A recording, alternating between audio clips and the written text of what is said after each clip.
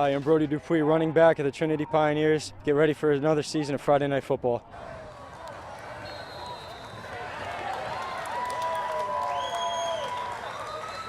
And welcome everyone to our Friday Night Football kickoff special. We are live at Gill Stadium for the annual Bo Dixon Queen City Jamboree. Central and Concord are playing one of the 6 games on the schedule. We'll try to show you some live action as much as we can, but right now there's a flag on the field, so Central is driving against Concord in the game going on. I'm Jamie Staten. This is Jason King. It's already been a long day. Last time I checked, I'm still Jason Yes, you are King. still Jason. So we're here to get you ready for another season. How about this? Year 22 of Friday Night Football. That's crazy. 12 teams in action tonight, as you said. Probably the final dress rehearsal before the season starts next Friday night. We can tell you that Trinity beat West 10-0. Souhegan beat Memorial 12-7, and Bedford beat Nashua North 27-0. Still 3 more games to go tonight. Let's see if we can take a live play here. We wanted to show one live off the top. We can do it right now because look at the size of the punter right there. That is Isaiah Jubri, a sophomore offensive lineman, is also the Central punter, and now we see why. That was sensational right there. He boomed that one. All right, as always, we want to start with what's new in New Hampshire high school football this year, and really not much this year, just a couple of slight changes to the divisional alignments. And we'll start here. Kearsarge and Monadnock, they moved down from Division II to Division III, while Bow moved up to D2, along with a brand new varsity program, Hillsborough Deering Hopkinton. The Red Hawks become the 58th varsity football program in the state. Division I remains unchanged. Only one coaching change in Division I this season. John Shea takes over at Spalding High School. Shea comes from Cambridge Ridge in Latin in Massachusetts. He was the head coach there 2 years ago, but took last year off. So good luck at Spalding there. We will also check now tonight on the 3 defending state champions in New Hampshire high school football. We'll start in Division I, and that would be the Goffstown Grizzlies. We dropped in on their practice. The Grizz coming off the best season in school history, no doubt. They beat Exeter in last year's Division I state title game. They did lose a few major pieces of the puzzle to graduation, quarterback Casey Gervais and the Gatorade Player of the Year, Connor Bork, just to name a couple. But the good news is that several underclassmen got the chance to play quite a bit last year. They also have championship experience. Goffstown opens the 2016 campaign at home against Londonderry on Saturday, September 3rd.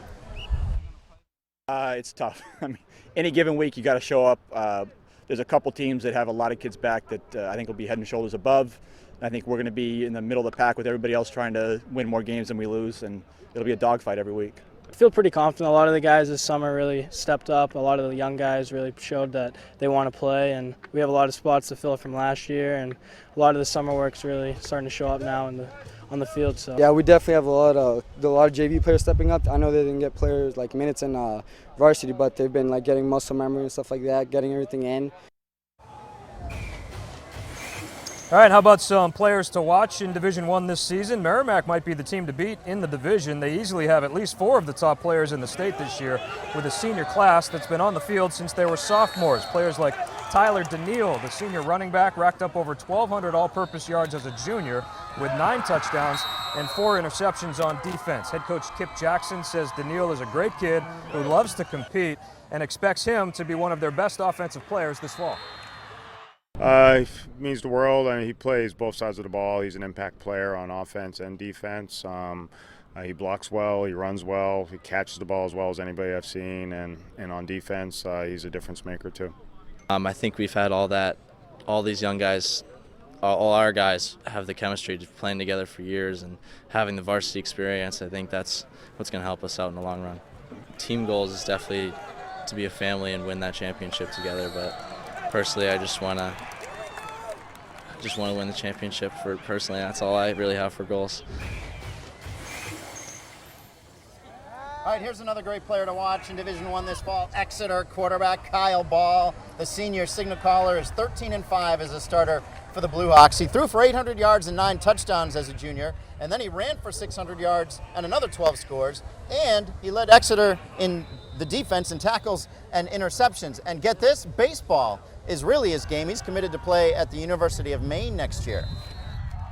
Not to be selfish, just go out there and do the right things, make the right calls, make the right reads, make sure that we're all coming together, that we're all communicating out there, because we all have this one goal, and it's to win every game, take one step at a time.